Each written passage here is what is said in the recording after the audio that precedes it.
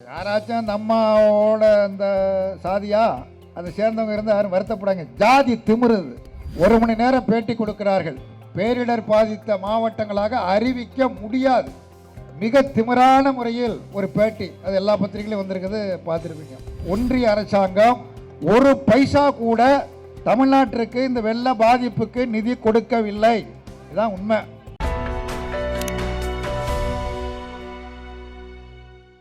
ஏறத்தாழ 2 கோடி மக்கள் இயற்கை சீற்றத்தால் பாதிக்கப்பட்டிருக்கிறார்கள்.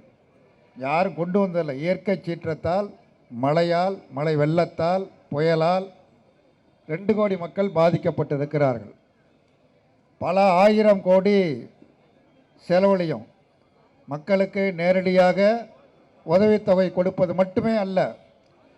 ஒரு ரேஷன் அட்டைக்கு 6000, குடிசைகள் இடிந்து போனால் 8000, மனித உயிர் போயிருந்தால் 5 லட்சம், எருமை பசு போன்ற கால்நடைகள் இறந்திருந்தால் 37,000, ஆடு இறந்து போயிருந்தால் 4000 என்று இந்த பணம் மட்டுமல்ல, இந்த 9 மாவட்டங்களிலும் சாலைகள் பாதிக்கப்பட்டிருக்கிறது, கட்டடங்கள் பாதிக்கப்பட்டிருக்கிறது. இவை எல்லாவற்றையும் புனரமைக்க வேண்டும்.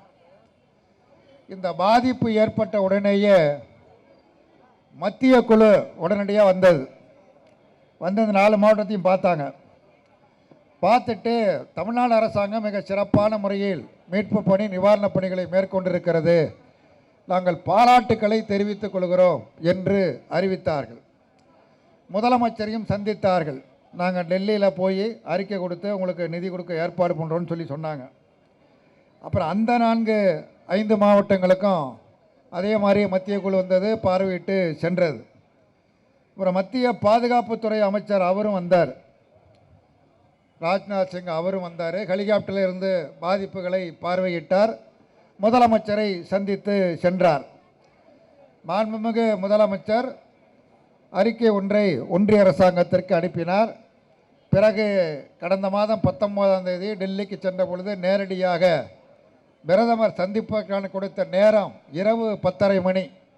ஒரு முதலமைச்சர் சந்திப்பதற்கான நேரம் இரவு 10:30 மணி. அது குறித்து கவலைப்படாமல் 10:30 மணி வரை காத்திருந்து பிரதமரை சந்தித்து ஒரு 21,659 கோடி இந்த பாதிப்புகள் குறித்து நிவாரணம் வேண்டும் என்று கோரிக்கை வைத்தார். கோரிக்கை வைத்து கடிதமெல்லாம் கொடுத்தாரு.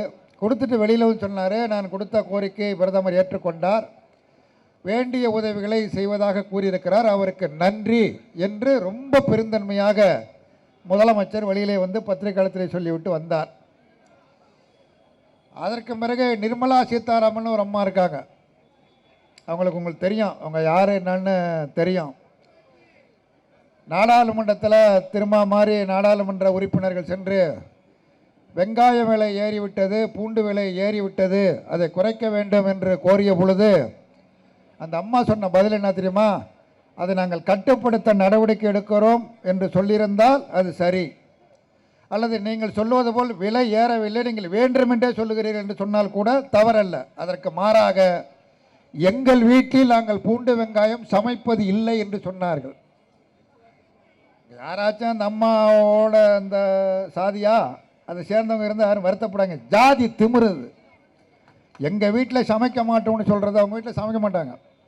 பூண்டு வெங்காயம் அவங்களுக்கு ஒத்துக்காது. அது நம்ம மாதிரி ஆள், சாதாரண ஆள் சாப்பிட்றது. அது ஜாதி திமிரை வெளிப்படுத்தி நாடாளுமன்றத்தில் அப்படி வெளிப்படுத்தினார்கள். அதே மாதிரி நிவாரணம் வேண்டும் என்ற கோரிக்கை வைத்த பொழுது 1 மணி நேரம் பேட்டி கொடுக்கிறார்கள். பேரிடர் பாதித்த மாவட்டங்களாக அறிவிக்க முடியாது, நிர்மலா சீதாராமன் சொல்கிறது. அதே மாதிரி நிதியெல்லாம் இப்போ ஒன்றும் கொடுக்க முடியாது, நாங்கள் ஏற்கனவே கொடுத்ததுக்கு கணக்கு என்ன என்று கணக்கு கேட்டு மிக திமிரான முறையில் ஒரு பேட்டி, அது எல்லா பத்திரிகையிலும் வந்திருக்குது, பார்த்துருப்பீங்க. அதுக்கு பிறகு 2 நாள் கழிச்சு திடீர்னு தூத்துக்குடிக்கு வர்றாங்க. அங்கே வந்து அந்த அதிகாரிகளை மிரட்டிட்டாங்க.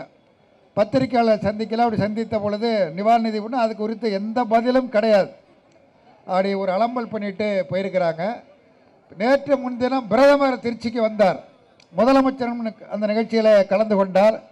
தமிழ்நாட்டையும் தமிழ்நாட்டு மக்களையும் வானளாவ புகழ்ந்தார், புகழ்ந்து பேசினார். ஆனால் நிதி குறித்து எதுவும் பேசலை.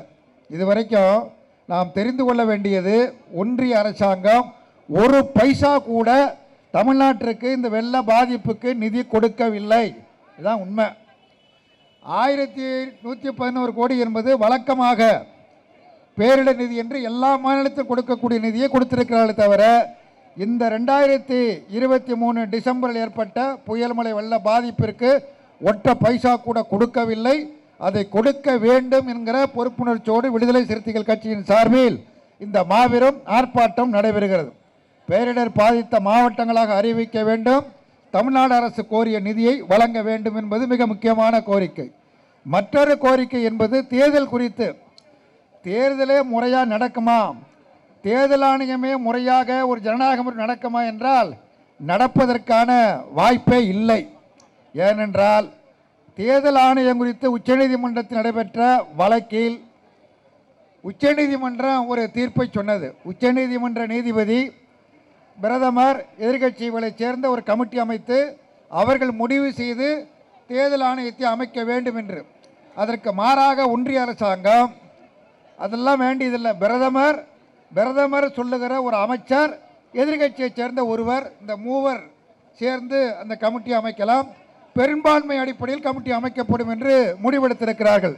ஆகவே தேர்தல் ஆணையமே எப்படி செயல்படும் என்கிற பெரிய கேள்வி எழுந்திருப்பதோடு, இந்த வாக்குச்சீட்டு முறை தற்பொழுது பட்டனை தட்டுற முறை, நம்ம சின்னத்துக்கு நேராக தான் பட்டன் இருக்குது, அந்த பட்டனை தான் நம்ம அழுத்துறோம். பானை சின்னம்னா பானை சின்னத்துக்கு நேராக தான் பட்டனை அழுத்துறோம். ஆனால் அது பானைக்கு தான் ஓட்டு போச்சா இல்லை தாமரைக்கு போச்சா இல்லை வேறு எதுக்கு போச்சுன்னு தெரியல. ஒரு வெளிப்படைத்தன்மை இல்லை. ஆகவே வெளிப்படைத்தன்மையோடு இந்த வாக்குச்சீட்டு பழைய முறை மீண்டும் வர வேண்டும் என்று இது ஒரு முக்கியமான கோரிக்கை. இந்த முக்கியமான கோரிக்கை என்பது ஜனநாயகத்தை காப்பாற்றுகிற கோரிக்கை. ஜனநாயகம் காப்பாற்றப்படணும், நாடாளுமன்ற தேர்தல் முறை காப்பாற்றப்படணும். அதற்காக அந்த கோரிக்கை வைக்கப்பட்டிருக்கிறது. இந்த 2 கோரிக்கையும் விடுதலை சிறுத்தைகளுக்கு சொந்தமான கோரிக்கை அல்ல என்பதை தமிழ்நாட்டு மக்களும் நாட்டு மக்களும் புரிந்து கொள்ள வேண்டும். இது ஒரு பொதுவான கோரிக்கை, நாடு முழுவதும் இருக்கிற 142 கோடி மக்களுக்குமான கோரிக்கை. அந்த கோரிக்கையை நிறைவேற்ற நாம் அனைவரும் கரங்கோர்ப்போம். நன்றி, வணக்கம். தவிர்க்க முடியாத காரணத்தினால் உங்களிடமிருந்து விடைபெறுகிறேன். இவ்வாறு செல்வதற்கு மன்னிக்க வேண்டும் என்று கேட்டுக்கொள்கிறேன்.